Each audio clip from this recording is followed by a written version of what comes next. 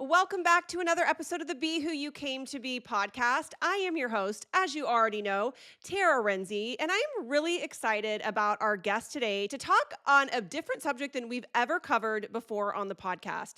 Today, I have Ashley McClellan on the podcast with me today. She is a healthcare executive, has had a really interesting story about her journey into the healthcare industry, a massive pivot that made her an entrepreneur, really following a passion and purpose to help others within the industry and to be who they came to be within the healthcare industry. And at the same time, she was able to do the same for herself. Ashley, welcome to the show.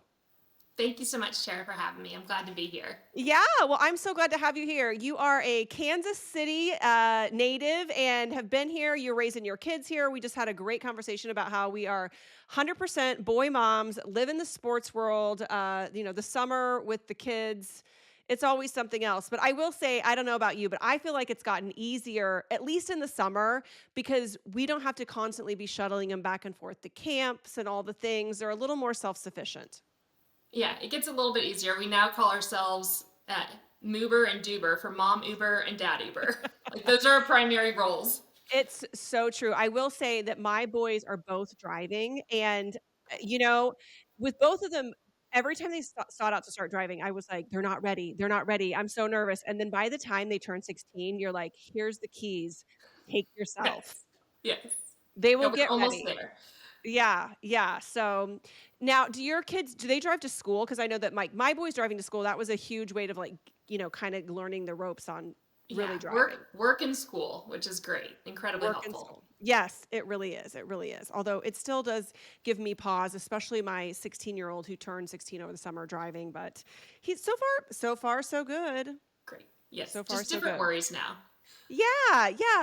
Well, Ashley, I'm so excited to have you on the show today because I love your journey in how you got started in healthcare, how you've evolved in healthcare, and really this passion to make it easier for both hospitals and healthcare professionals to make an impact. So we're going to move into that, this whole entrepreneurial spirit of yours and starting your own business, which I think is just honestly, but from working mom to working mom, so badass that you did that, that you Thank believed in yourself enough to do it, because I think that's the hardest part so many times is like, I'm going to actually do this, you. Mhm. and then going out and doing it, especially when you're in a position where of success like you were in. So tell the viewers just a little bit about your story and how you came to be. Well, thank you, Tara. So, as you've shared, I'm a native of Kansas City and had the good fortune of having great mentors growing up. And one of those mentors, another local of Kansas City, Jody Abbott, was a hospital administrator.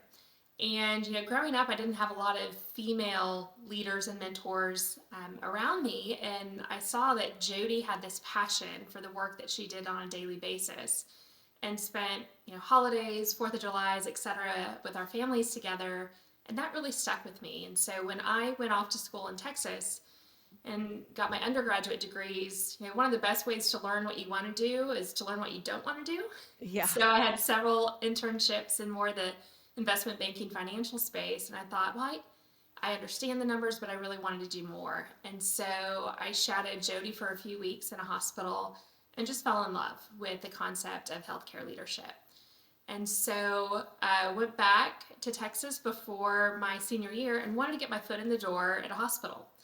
But you don't start off as a leader. And I didn't have my bachelor's or clinical degree. And so I met with some wonderful leaders at a children's hospital in Dallas and said, hey, I think this is what I want to do. Help me get my foot in the door, and I will work hard, get my degree, and stay with you all.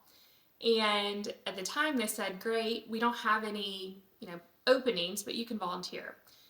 And I said, wonderful, let me figure out my work schedule. Because when I went off to college, I was financially independent and also worked. And so I was working through that and actually got a call from them the next day.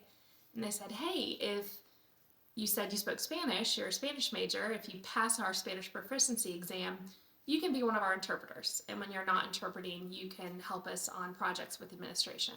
Oh my gosh. And wait, And I have to interrupt. So were they going to pay you to interpret, or were you still on a volunteer basis?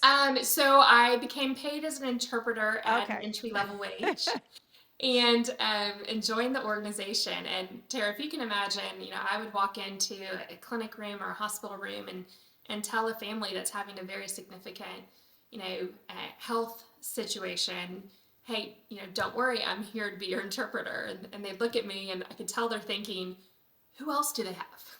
But Right. luckily, they gave me a chance and learned a lot, honestly, going in that direction.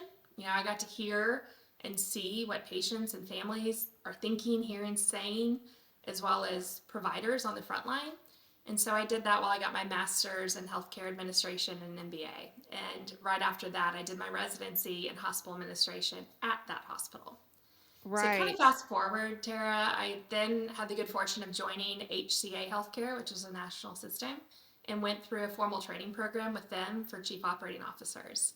And that led me to be a COO for them in Dallas, and then a CEO down in Houston for them at the Women's Hospital of Texas, and then most recently serving as CEO at Research Medical Center, Research Psych, and the College of Nursing.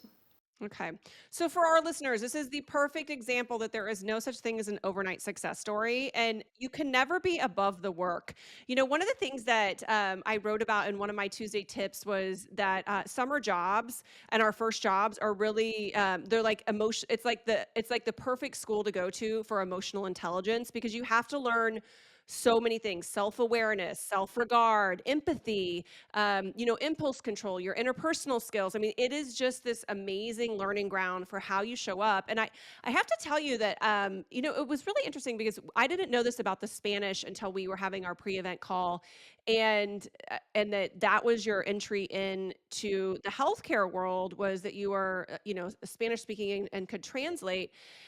And the more I thought about that, the more I thought about there couldn't have been a better way to truly understand patient care and to learn empathy, having to, do everything from just explaining what's going on in the room to probably being the one who had to translate bad news, to be the one who got to translate good news when it was there.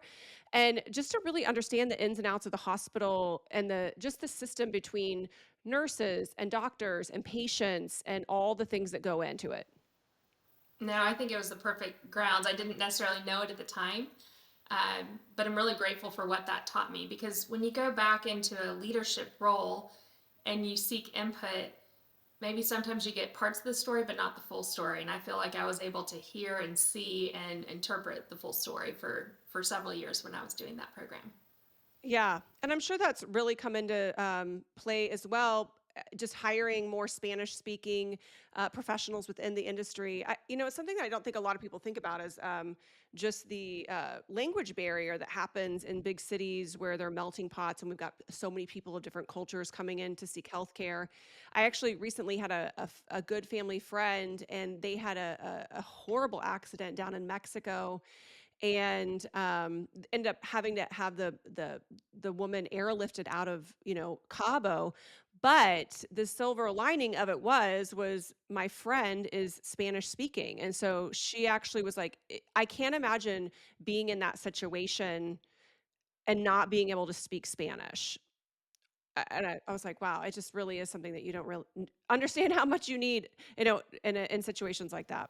Well, I've done a lot of research around culturally competent care, and there's a lot of different studies around the outcomes for patients and families when they feel that they have a provider or care team that understand their culture, their background, their preferences, and are able to deliver care in a way that the patient wants to receive it. That Hmm. impacts their overall health and the recovery, and so I'm very passionate about it. So thanks for asking. Yeah, yeah, I love that. Well, we're going to talk a little bit today about the industry in general, the calling to come into the industry. I speak at a lot of different events, and I have to tell you, the events where my message I feel like truly resonates are industries where it is a calling. When people say, "I felt called to do this work," or it was a creative calling where they had a creativity or a niche where they just, there was something that they had a gift for in life and were able to pursue that. But healthcare specifically, I think that from a very young age, most of us know, would we be good in healthcare or not? I am one of those people that would not be good in healthcare, primarily because I get freaked out on all kinds of healthcare stuff. I'm not good with needles or blood or just any of that kind of stuff. So as much as I would have loved to provide care because I find myself a very loving, empathetic person, like I knew for me, like that would not be the lane that I would want to go in. But then I have so many friends who have had this calling to go into this industry because it was in their heart from a very young age that they wanted to care for others through healthcare and making sure that people have love and empathy and everything they need during times of stress because of something health related. Yeah, I mean, I have seen healthcare as a calling, and what I always would tell our new hires at hospital orientation is our role as leaders is to take care of the people that take care of the patients. And I think that is what my calling is. My personal mission is to improve the lives of others. And I felt like I was able to achieve that in my hospital leadership roles and then now with my company, MedCurate. Yeah.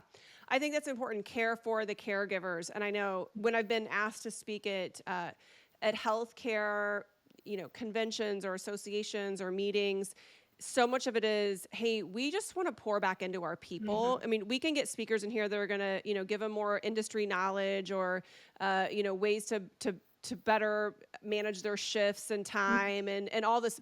But how do we just fill them back up and let them know Mm-hmm. that we appreciate them. We love them. We're grateful for their calling. And what they do really does matter because let's face it, this is a very high stress work environment. No one is going to the hospital unless they are unwell, usually, unless it's like just a well check. But even the well checks have a lot of stress and anxiety around them for people. No, definitely, and that's what we always told our frontline caregivers is people you're seeing people on typically one of their worst days, and so to be compassionate and granted this is the work that we do every day at the hospital, but this is maybe their first time being within our facility, and so just remembering not to get compassion fatigue and to your point reinvesting in them so that they are equipped and in a good place themselves mentally to care for others on that most challenging moment. Yeah. I call these emotional deposits and people like healthcare workers, all they are constantly giving emotional deposits to others all day long. Deposit here, deposit there, whether it's people within the organization, people who are coming in and out of the hospital, patients, not just the patients, but the patient's family, the patient loved one. They're constantly just giving emotional deposits.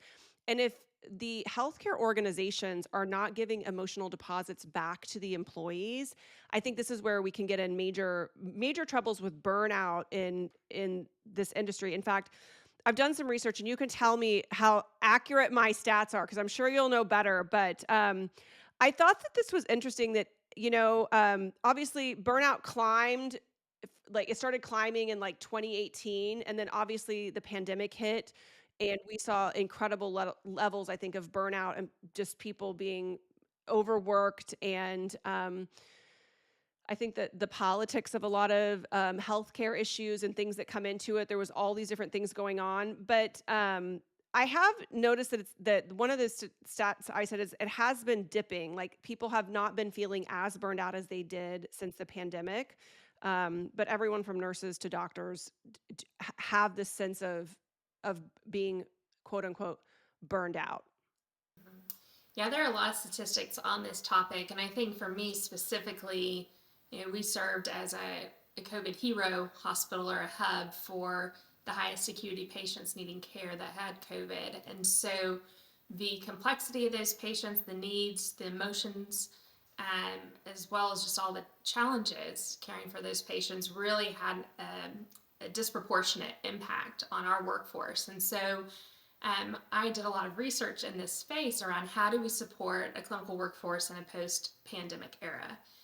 And a lot of the research, and I would suspect that it expands beyond the healthcare industry, but individuals that feel like they have a say of when and where they work and for how much are going to have better balance, better mental health, better retention and engagement, And all of the research from that is what led me to start MedCurate. But you're right, the statistics are not favorable overall for the healthcare workforce.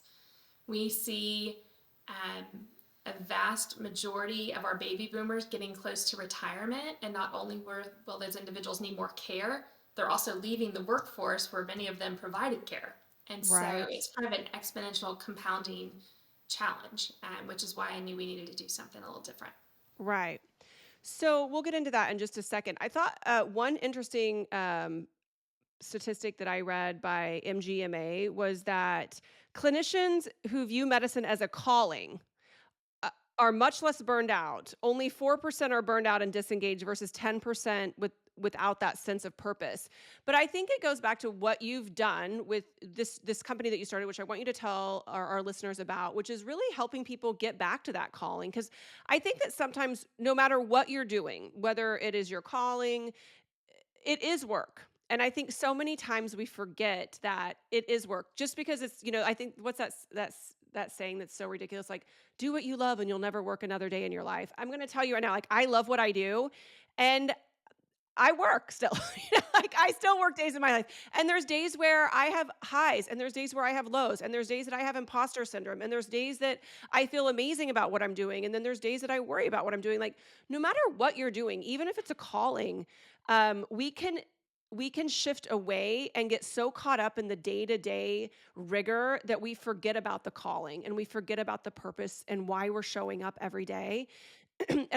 And when I found out about you, I was like, this is why I have to have Ashley on the show, because you've created a business and an organization, which I want you to tell us about now, that truly helps people get back to that calling and to align their passions and purpose with the right organizations that are a fit for them.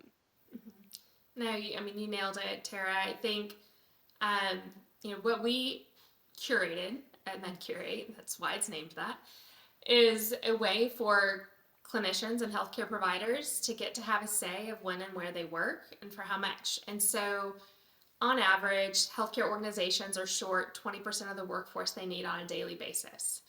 They can't staff to their full volumes every day because they don't have full volumes every day. And so they staff to a certain minimum core volume, and then they flex up with other options such as overtime or traditional agencies. And so historically, a traditional agency would have a pool of individuals that they employ that then they would be talking with healthcare organizations to hear what their needs are and deploying those individuals accordingly. But in that relationship, the agency really controlled where those people were going and how much they were being paid. And oftentimes, me as the hospital CEO, I wouldn't know what that ICU nurse was making versus the agency. And it felt more like a hostage negotiation than a partnership. And so I wanted to create a solution that put the power in the hands of those actually providing care. So healthcare organizations like hospitals, surgery centers, home health, you name it, when they have needs, they can post them on our marketplace platform. So think of it as Uber or Match.com. And then our clinicians that are competent, licensed, and credentialed to work in those areas would see those opportunities, see the rate that those organizations are choosing to pay, so fully transparent, and get to choose, hey, I want to work at a surgery center on Friday, and then I'll keep working my hospital role on Monday, Wednesday. And what we have found, and maybe my initial hypothesis was wrong, where I thought it'd be more millennial focused of individuals that are more tech forward, but really what we found is it goes across the continuum of age and experience, where we have providers, nurses that have worked at the bedside for 30 years that are saying, hey, I can't work 3 12-hour night shifts anymore, but if I could work 2 and choose where they are, I'm going to do that. And if I want to take off 3 months to help my daughter-in-law when she's on maternity leave, they can do that. And so we've created a solution where both sides of the marketplace win in terms of cost and flexibility and earnings potential. So when I first worked in the corporate world, I worked for careerbuilder.com. So it was an Yes. online job board. Is it similar to that? So we are a connection platform. So we connect clinicians with open opportunities. We're not doing direct placement for them to hire them per se. However, if a clinician works in an organization and says, hey, I really want to go work at this surgery center or this home health company, we support that with no placement fee, which is also unheard of. So we work with other job boards to source to our platform. Okay. Um, but yes, we're a direct connector. Okay. So if I was working in the healthcare industry, I would see something and I would apply directly to the facility and the healthcare organization that I wanted to work for. You would apply, so we source to the need. So if we have shifts at surgery centers and hospitals in Kansas City, we would go market that under MedCurate because we don't want to be a competition to the health Oh, systems and okay. their recruitment teams. We want to be an extension.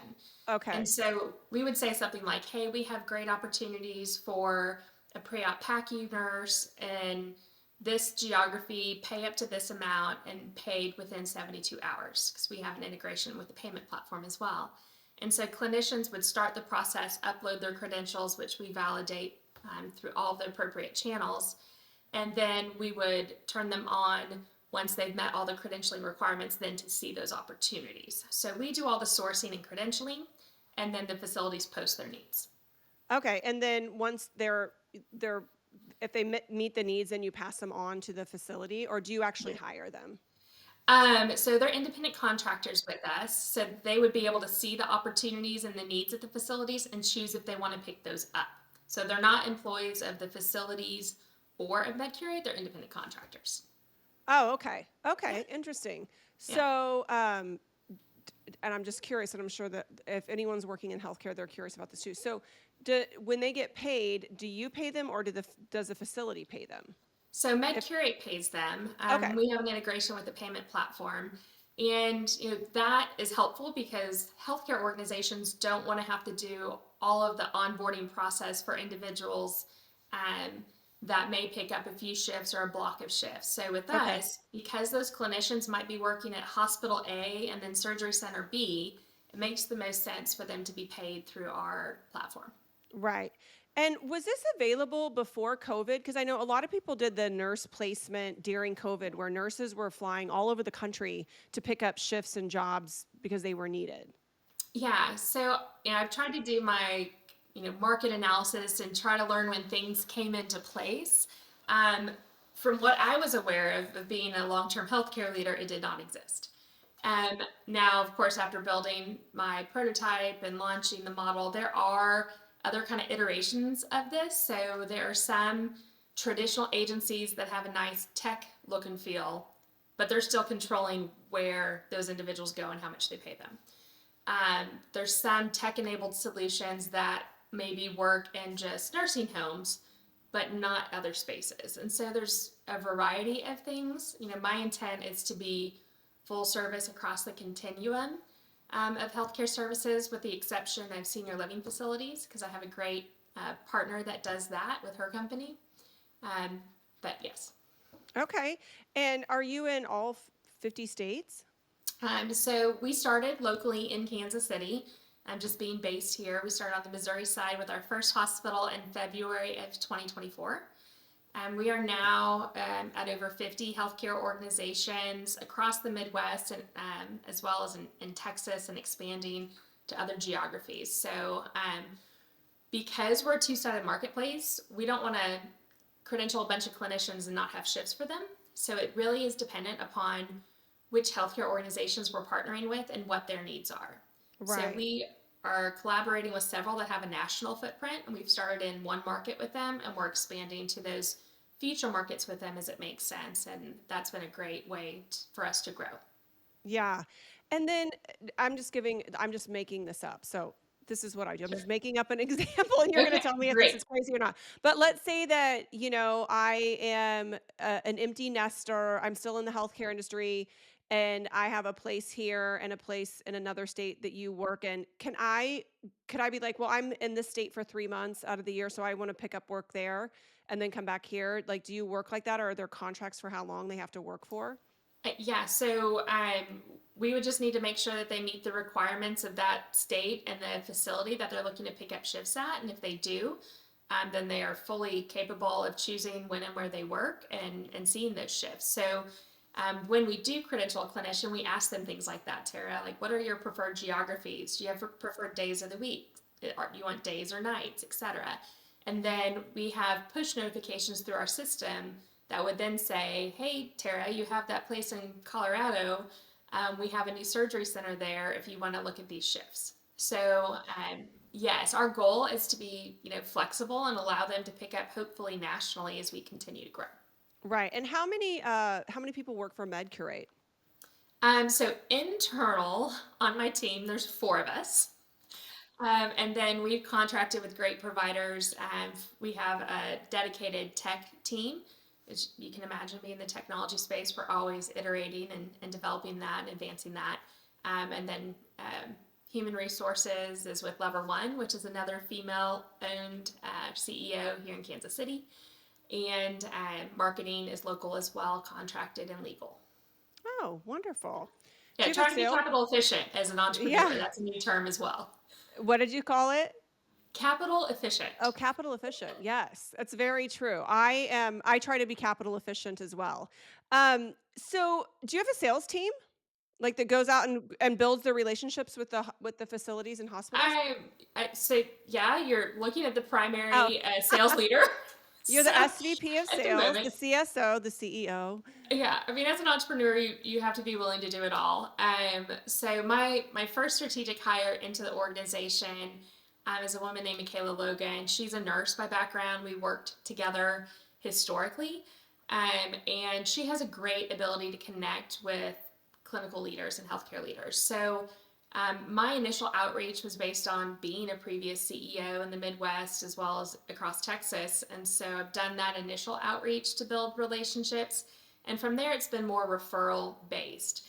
Once we onboard an organization, we speak the language. We've been in their shoes. We've had to staff on holidays and nights and weekends and know how hard it is when you have 3 call-ins and 2 traumas that arrive. And so our ability to speak the same lingo has those leaders at our existing organizations reaching out to Michaela saying, hey, I know you're helping us in ICU. Can you now help us in the emergency department?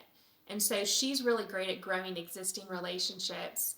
And I've tried to build upon existing and then grow new ones as well. So we have a few individuals that are ambassadors for us in the community that are helping make some connections, maybe in areas that I haven't been as prevalent historically, that are great supporters of MedCurate. Right. How many healthcare professionals at any given time do you guys have contracted out? Yeah, so through our platform, we have over 100 that are picking up shifts across different geographies and roles. We have several hundred that are at various stages on the platform. So again, because we want to balance the demand and supply, as we go to a new market, it usually takes us 2 to 4 weeks to onboard providers for a new market. So we continue to grow that strategically, but also want to make sure that they have enough shifts. So Yeah. That's awesome. Well, I just love that you decided to make this big shift. So let's go back to the big shift because I'm sure that had to be super scary. You did it. Was it what was like that defining moment where you were like, we need sustainable change and I'm going to pioneer that? yeah, I think, and I'm holding your little book here in my lap. I, I'll tell you about the defining moment and then one of the quotes that you've shared that resonates with me. But I mean, for me, it was being the administrator on call during the pandemic. And in that role, whenever you're administrator on call, you're just supporting your leaders on site, making sure they have what and who they need to care for the community. And during the pandemic, I had lots of facilities trying to transfer us patients, whether they were COVID or not COVID, and we just didn't have enough staff. And because the volume was excessive. So I would reach out to the agency and say, hey, I need 2 more ICU nurses tonight. And they would say something to the effect of, well, that's $180 an hour. You want them or not? And maybe I was authorized to go to a certain budget, but not beyond that. And so I would have to turn away patients that needed our care that I knew we could provide better based on the capabilities of our workforce. And it happened multiple times a day. And I know it happened everywhere, not at just my facility by any means. But for me, I thought we have to be able to do this better because it's what's right for our patients, it's what's right for our community, it's right for our clinicians. And so when I chose to step away, a lot of people are like, well, why would you do that? You're in a great executive role. You've had, a couple decades with a company that's been very good to you and your family. And I did. I'm very grateful for that. But, this quote that you have, it says, it's okay to change because one thing is certain, you will never arrive. We are always a work in progress. And I think for me, I knew I hadn't arrived. I knew I could do more, based on what I was fortunate enough to learn throughout my career thus far. At that point in time, I was, about to turn 40, and I knew I had more I could give. And so I have a very supportive husband and family, and they said, well, you can always go back if it doesn't work out. And so let's give it a go. And through conversations with other community leaders here in Kansas City, they continue to build, my confidence as an entrepreneur. And I know you talk a lot about, self-sabotage, and a lot of times we focus on our deficits versus, really believing in ourselves beyond reason. And so it's been a personal journey, Yeah, as much I'm as a sure. professional one, Yeah. just as I'm sure you experienced. Yeah. I remind myself all the time that my mind is not here to, it's not wired for success, it's wired for protection and to keep me safe. And so I study emotional intelligence. I've based my entire life on helping people step into the best versions of themselves, have that confidence and courage that it takes. But I am such a work in progress myself. I mean, I was out walking my dogs this morning and I had to keep reminding myself, like, okay, these are just thoughts. Like, the negative thoughts creep in. And when we're mentally fit enough, we can say, like, hey, okay, all these things are your mind is thinking because this is something you care deeply about and love, but these are just thoughts. This is not your truths. And you just got to keep shining your light and moving forward. And I think that when you're in high stakes, high stress situations where you've put yourself out there like you have, it can really be very mentally taxing and hard, not because you're not getting love. And like you said, you had all these people believing in you, but our own self sabotage can literally be our worst enemy. Yeah, I think for me, I had a hard time separating what I did with who I am. I'd been a hospital CEO for a long time, and so I thought, well, that's who I am. And so if I'm not that anymore, then what am I? And it took a lot of self-reflection, of okay, what is my mission? It's not to be a hospital CEO; it's to improve the lives of others. And if I can do that, and have a broader reach in a more meaningful way, whether it's serving on the Children's Mercy Board and building MedCurate and you know shaping my teenage young men, right now, then that is worthwhile. And I think it was really tough to go from something I felt like I was really good at and had strong competence and others that knew I was good at that to starting something that I don't know if I'd be good at. And the Ted Lasso behind me, my husband bought for Mother's Day, a local artist, here in Kansas City, which is great too. Um, but as an entrepreneur, you have to, as you said, believe in yourself radically, when no one else does. And so I saw this and thought that's perfect for an entrepreneur. Like, you have to believe in yourself. You have to hype yourself up and not allow that negative self-talk in, to be able to move forward because there's going to be lots of headwinds. Yeah, I know. I noticed your Ted Lasso. By the way, for if you're listening, it says "Believe." It has a picture of Ted Lasso. And for us Kansas Cityans, did you hear that they're filming the next Yeah, season right here in Kansas City? I did. I think that's amazing. And, I know you're a sports mom as well. I really enjoy all of the coaching and, slogans, sayings, approach to leadership, etc. And so, and I'm a big KU fan as well. I saw, Oh, Rock you Chalk. Rock Chalk, you have a dog named Fog, which is amazing. Yeah. So, That's when you know yeah, you're really a KU fan when you name your dog Fog Allen. I'm really I impressed. think it's a great dog's name. There was a friend of mine years ago who had a dog named Fog, and I was like, oh, if I ever get a male dog, I totally am gonna have to name him Fog because I thought it was the cutest name.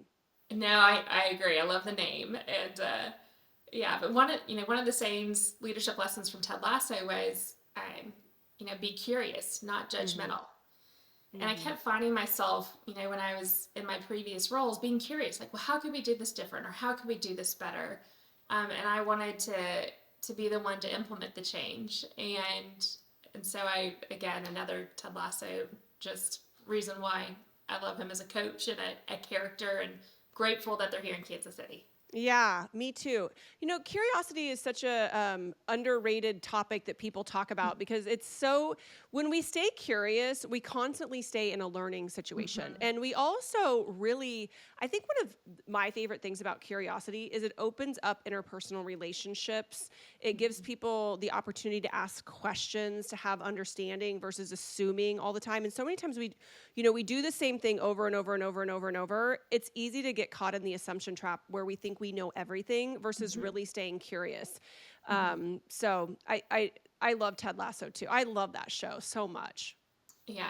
Yeah. One of the things, when it comes to being curious and allowing others to speak. I always try to be the last to speak at my senior team meetings when I was in that CEO role, because, if a CEO kicks off a meeting and says, hey, I think what we need to do to solve problem A is address it with solution B, you get a lot of people saying, yeah, I think that's great. And now, as I evolved and started saying, okay, here's the problem A. Let's go around and brainstorm what you think solution B needs to look like.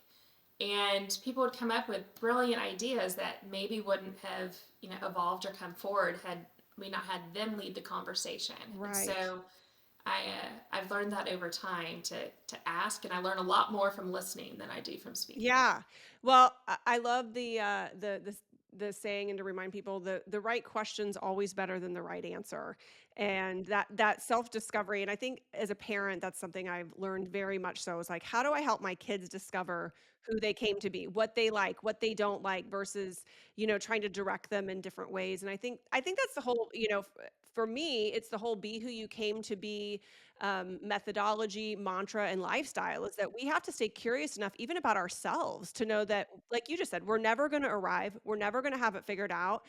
And that being uncomfortable is literally a constant state, because right when we get comfortable, we actually realize, like, there's a bigger version of me. There's something else that I can go do. And then we look back and we're like, oh my gosh, at one point in time, I wanted to be where I was today. And now I'm here, and now I've got to do this all over again. And it's just this constant evolution of growth and achievement. Yes, and I think that's why I was so interested in following you, and hearing your story as well, is supporting that for others, and endorsing that that's okay. Like, you can continue to grow and evolve even if you've had a great career so far. That doesn't mean that that's all you can do. And so, now it's really hard to continue to reinvent yourself and evolve as a human and leader. But I also think it's a really important example, for others, including our kids. Yeah. Well, every time we honor our authenticity and we step into who we are, and we're truly being who we came to be, we give other people their permission to do the same. And if you think about what you've done, Ashley, I mean, that is exactly what you've done with your business. Is by being who you came to be, now you're giving all these other people who work in the industry the ability to be who they came to be, whether that is the hours they want to work, the locations they want to work at, the types of facilities that they want to work in. I think that so many times we forget that finding a job is so many times a full-time job. And I think this is why so many people do get caught in this rut of burnout and just defeat, where they move away from their calling because they're settling versus trying to seek something else new. But so many times life just starts happening, and we're like, oh, I'll look at opportunities tomorrow, and then tomorrow comes, and then the next day, and the next day, and we just get caught up in the rat race of work. And then you take an industry like healthcare, where there's constantly shortages. People are constantly being asked to pick up shifts, and then the emotional weight of the industry itself is just, I think it's so much. I just want to remind our viewers and our listeners that every time that you step into a healthcare facility, every single person there has chosen to be there to serve you and to love you and to provide care for you. And sometimes we can get so wrapped up in our own fears and worries, and which is only human, right? I mean, we're there and we're nervous and whatever it might be, but providing love and empathy back to the people who are serving you is so important. And I will say that, every time I've been in a situation where there's a hospital and, someone's been sick or I've been sick or I've been in, for whatever reason it was, or my mom or my dad, um, when you go in with as a patient, a positive attitude, empathy for the people who are caring for you, curiosity to ask them the questions of what they're up to, who they are, and just being nice. I mean, it's not that hard to be fucking nice. I'm so sorry about the F bomb, but it felt appropriate because I hate it really hurts my heart when I see people being mean to healthcare workers. It's so unnecessary. Yeah, I mean, I think, there's a saying, character or, hard times build character and they also reveal character. Yeah. And, oftentimes we see people at their best and their worst in healthcare. And so it is incredibly rewarding when we do engage with patients and families that are grateful for the work that the care team is providing. And so um, it's really nice of you to recognize that. And there are so many great clinicians here in Kansas City. We've loved supporting all of them in their journey. And we joke, we say we're kind of the gateway. We have a lot of clinicians that have always worked in one type of setting. They're like, I've always wondered what it'd be like to do home health or to work in a surgery center. And with us, they can do that while they have their full-time roles elsewhere because most clinicians work 3 12-hour shifts. And so there's 4 other days a week that if they want to work 1 or 2 more days a week, they can in a different setting to see if that's a better fit for where they're at in their life at that point in time. And so we've Mhm. helped a lot of people come back to the workforce as well as transition to a place that's a better fit long term. Yeah. I had a personal example of someone in the healthcare industry just going above and beyond. My mom is a breast cancer survivor, and I've had multiple um, unnerving mammograms and had to have some biopsies done. And just, if any woman's listening to this, you understand the emotional roller coaster that can be, especially if you have a family history of breast cancer. And I had to go in. I never miss a mammogram, but life happened last fall, and I missed my mammogram, and I was like, "Gosh, when did I have it done?" And I was doing the math. I was like, "Oh my God, it's been 16 months." So I called. I got the appointment, and I asked specifically for this tech. And when I made the appointment, and the lady on the phone was very nice. She's like, "Hey, listen, I can't give out people's schedules. I can't put you like I just can't do that. I'm so sorry." And I was like, "Hey, I totally understand. I'll make a note next time I'm at my OB's office to ask what days this tech works. This mammogram, radiology. What is it? What are they called? Yeah, A mammogram line tech? for Mamotech. Yeah. Yeah." And so, I had sent a message to my OB, saying, "Hey, I don't know what time this tech works or what day. I know that you guys have, privacy issues and you can't reveal that, but obviously, if I could have her, she's just been she's gone above and beyond for me and made me feel so safe and comfortable every time I've been in there." And, I didn't hear back, but, I got a message back from her nurse that said, "Doctor, your doctor got your message." I'll say the doctor's name, Susan Moe, who's just been amazing for me locally. She delivered my babies when I was young, and, she's still my OB. Doctor Mo's gonna see what she can do. And so I didn't hear back, but I just kept my appointment because I wanted to go in, and, I walked in, and there was the tech, and she was like, "Hey, Tara," and I was like, "Oh my god, I was hoping it was you." And she's like, "Well, I wasn't even supposed to be working today." I'm gonna get, like, emotional talking about this. She's like, "But I know how nervous that you've been and, like, everything you've been through." She's like, "I could pick up I got asked, they wanted me to pick up another shift on the 5th floor." She's like, and I realized, she's like, "I wasn't gonna say yes," but then I realized, oh, this was the day that Tara was gonna come in, and, Dr. Mo had told her.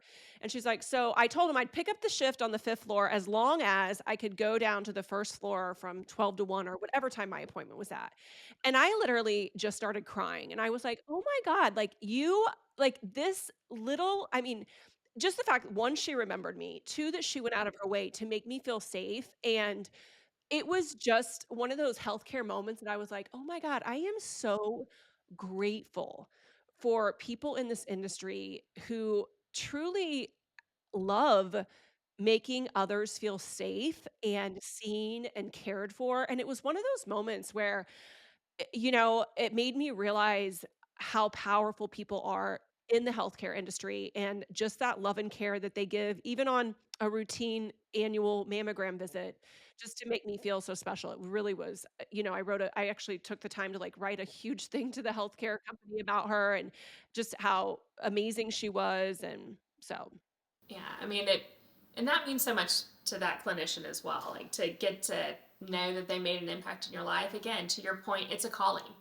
and yeah. that's why they are doing that work. And so to know that they're fulfilling their calling and you providing that feedback is really full circle, and that just reinvests and deposits back into them. So Right. it's really amazing that you took the time to do that, Tara. Yeah. Oh my gosh. Well, it was one of those moments where I was like, wow, this was above and beyond what anyone's ever done for me. So we're getting close to the end here, but I would love to know, do you have any success stories of, whether it's been placements or just stories that people have told you about because followed your passions and becoming who you came to be, that it changed their lives? Can you think of any stories?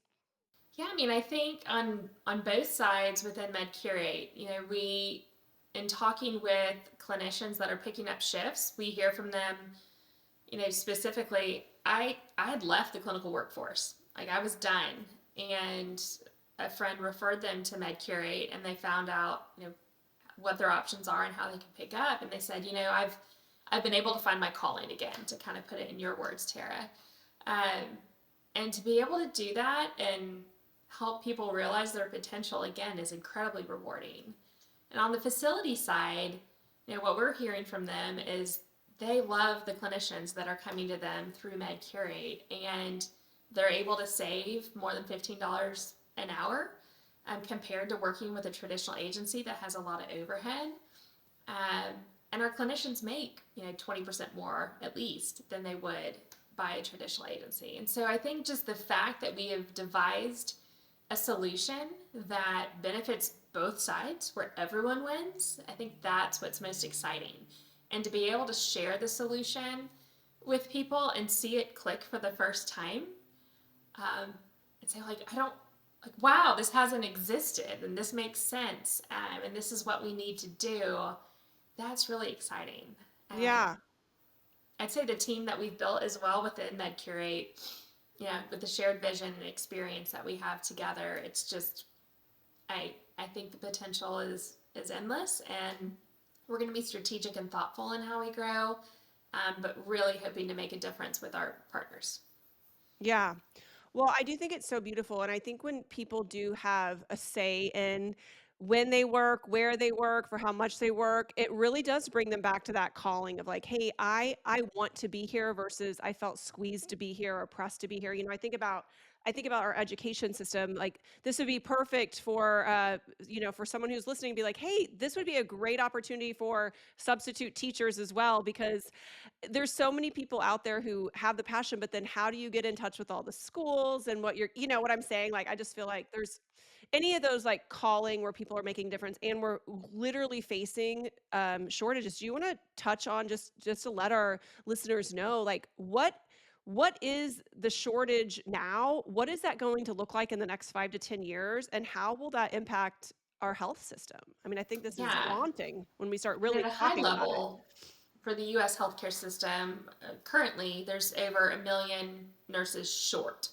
A Um, million and nurses that's short. only going to grow because as you Wow. think about the baby boomers that are retiring, needing more care, they're also the majority of the workforce. And so that kind of exponentially increases. And so, I mean, that was really the impetus of we can't keep doing the same thing and expect we're going to have enough people to care for our communities, in the future, and why I knew we had to approach it differently overall. Mhm. So that's some of the historical context. There's over 60% of the clinical workforce that's considering leaving it altogether as well. So take away the aging demographics, that they call it the gray tsunami, and there's just a lot of headwinds that we're going to have to work through to better care for our communities. And so, Right. um, that's what we're hoping to influence and kind of redirect that wave. Right. And then we add on the fact that our life expectancy continues to rise, and it's going to be a whole nother slew of issues that we have out there. What about people, young people who are looking at getting in the industry, or maybe there's someone who's, worked as a teacher or in some other profession and is like, you know what, I always had this calling to go into healthcare. How do they get started in that? And like, what can they expect? I mean, you worked your ways up through the ranks, and I think just give that little bit of that nugget of maybe someone's always thought about doing it, but never pulled the trigger and actually made the move. Yeah, a lot of the different nursing and allied health schools in the area, and then more broadly across the US, are becoming more creative and having programs that work with individuals that maybe healthcare is their second career and offer more of a flexible scheduling solution to be able to get the curriculum accomplished and then also have their appropriate clinical rotation scheduled. So Mhm. think of it, as instead of an accelerated full-time job, which someone might not be able to leave one job to go back to school full-time, there's some flexibility with that. A lot of health systems as well have, they'll call them kind of grow your own programs. So if you can get your foot in the door at a healthcare organization, they want to help you reach your potential. And so they will help with tuition reimbursement for roles that they have needs for within the organization, which are all of them. And so, Right. to be honest, I mean, on average, a vacancy rate as at a hospital, depending on which one it is, can range anywhere from the low teens to north of 20%. So there's always a need, and that's been the case long before the pandemic. And And if so I someone would say if they're interested, looking at the different local school programs, and they have navigators that help assess, what option might be best for you to get plugged in. And I advise everyone I can to get into healthcare because there's always going to be a need, and it gives you a lot of flexibility geographically, where you want to work, based on what phase of life you're in. And so I'd highly recommend it if you see it as a calling. yeah. And how long is, let's just say, I'm college educated. I decided I wanted to become a nurse. How long does it take to actually get certified and the credentials then to go start working in the healthcare system? Like, what are the different paths? I think it's a couple years, right? Yeah, it really depends on what your kind of baseline education is. There are certain prerequisites before you go to, say, nursing school. If you have those prerequisites and you go on an accelerated program, it can be a year. If you have not, but you have a bachelor's or an associate's, it can be 2 years. So there are a lot of different levels. You can have an LPN, an associate's degree in nursing, a bachelor's of science in nursing, a master's of science in nursing. There's a whole clinical ladder. Um, but depending on kind of what your starting point is, they can help advise you on what that timeline looks like. So least would be a year, most would be 2 plus. Yeah. And then there's like the med techs, the Yes. that's a whole nother line Yeah, of there are a lot of schooling. other roles that have Right. different timelines that might actually be even shorter. Hmm. And so there's a lot of great training programs where you can join an organization as a tech or an assistant, and then grow into one of those certified positions, and then continue to grow to whatever capacity you're interested in. So those are great ways to get your foot in the door as well. Yeah. I love that. And I love what you're doing. Just that, this is such it is a calling. This is passion and this purpose that have been called to help others and to help organizations. And if you think about the trickle down effect, Ashley, of who you decided to come to be, and really taking that to bet on yourself and to say like, hey, I'm going to do this. And maybe I'm crazy, and it's a huge leap of faith, and it's a major disruption to your family and your life. And I mean, starting a business, it is a major disruption, and it causes, um, you know, any sort of change. And especially when you're changing careers, I think it's a big thing. I've done it a few times in my life. But if you think about the trickle down effect of how many, organizations that you've impacted, how many individuals who work in healthcare that you impacted, and then you start doing the trickle down effect of their patients and their loved ones and the people who have been impacted by you. I mean, that web is it's vastly amazing and huge. Well, I appreciate you saying that. As I kind of started early on, I just take care of the people that take care of the patients, and so they really, fulfill the needs of others. And I'm just hopeful to keep investing in those individuals so that they can provide that care. And I love that. If I can improve the lives of others um, on a broad scale and continue reinventing myself to figure out how to do that better, um, I think that is definitely my calling. So I feel fortunate to be in a place where I can continue to do that. And Yeah. I'm grateful for people like you that inspire others to do that as well. Oh, well, I'm grateful for you. Tell everyone how they can find out more about what you're up to. Maybe someone's listening who's like, oh my gosh, I need to know about this website and how I can connect and get into your database of professionals. Or if someone who works at a healthcare facility and they're like, oh my gosh, we need to connect with you, give them all the 411 and skinny. Yeah, no, we'd love to have anyone from a healthcare organization or a provider that's looking for additional opportunities. So our website is www.medcurate.com. So spelling that out, it's medcurate.com. And to get more information, you can also just email info@medcurate.com and we'll connect you with our team here, our big team of four, to get you launched on the platform. So we have lots of roles across the region and all types of care settings. And so we can get you started in whatever makes sense for you because you're the curator driving your healthcare career. So would love to have more people here in Kansas City and beyond and continue to grow to meet the needs of our lovely Kansas City community that we enjoy and get to live in every day. Oh, well, Ashley, thank you so much for being on the show. Thank you for being exactly who you came to be and to inspire so many other people to do the same. Again, the trickle down effect of this web that you have built of love and compassion and caring and patient care and then caring for the caregivers. I think it's just this endless, infinite stream of passion and purpose and love. And we're grateful for you. And I just want to end this episode by saying I am so grateful for all the people who work in healthcare. And I think that it is such a selfless profession that these people pour their hearts into, their time into caring for our sick and the people who are at their most vulnerable stage in life is truly a beautiful thing and a calling. And I think it requires an incredibly high sense of emotional intelligence and compassion and love. And we're grateful for all of those of you out there serving our communities. So anything else that you want to end with, Ashley? No, I just appreciate the opportunity to share my story, and I really am grateful for all of our frontline caregivers as well, and the Kansas City community that's wrapped their arms around me as I've made this professional transition, who continue to show love and support for who I came to be. So thank you. Well, Ashley, keep shining. You make a difference. You're doing, amazing work in the community and abroad. And I can't wait to keep following you and to see who you came to be in the next 5 to 10 years and the massive impact that you've made on so many people's lives. So keep shining, live unapologetically authentic, and be who you came to be. We will catch you on the next episode.